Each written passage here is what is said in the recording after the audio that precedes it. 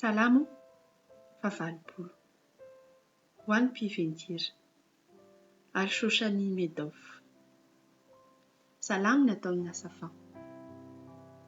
Ry mpiandry Israely ianao izay mitondra an'i Josefa toy ny ondry, ianao izay mipetraka amin'ny kerobima mamirapiratra. Foazy ny herinao eo anoloanan'i Efraima sy Benjamina ary Manase, ka avy hamonjy anay.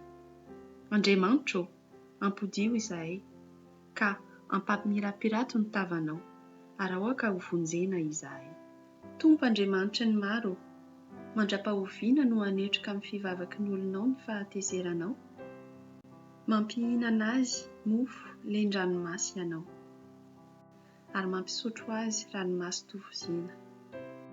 Ataonao fifandirana amin'ny mifanila fonenana aminay izahay, ary ny fahavalonay mifaly an-datsa. Andriamanitra ny maro, ampodio izahay, ka ampamirapirato ny tavanao, ary aoka ho vonjena izahay. Nisy voaloboka nafindranao avy tany Egypta, nandroaka ny jetilisa ianao, ka namboly azy koa. Nitefy teo alohany ianao, ka namaka lalina izy dia nameno ny tany. Nanaloka ny tendrombohitra, ny alokaliny, ary ny sampany nanaloka ny sedera andrian-kajo. Nampisandraka ny ratsany hatramin'ny ranomasina izy, ary ny sakeliny hatramin'ny ona. Nahoana no noravanao ny fefiny ka nitazan'izay rehetra mandalo eny an-dalana izy? Ilambo avy any an'ala mitrongy azy, ary izay bibidia any an-tsaha mandany azy. Ry Andriamanitra ny maro, miverena, ka tsy lovy any an-danitra, ary jereo, ka vangio ity voaloboka ity.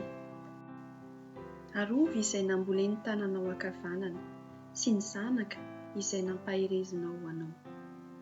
Voadotry ny afo izy sady voakapa, fongotry ny fananaran'ny tavanao izy.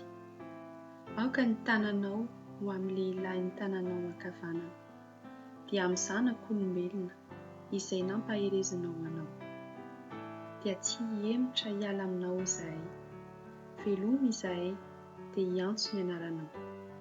Ry Tompo Andriamanitra ny maro, ampodio izahay, ampamirapirato ny tavanao, ary aoka ho vonjena izahay.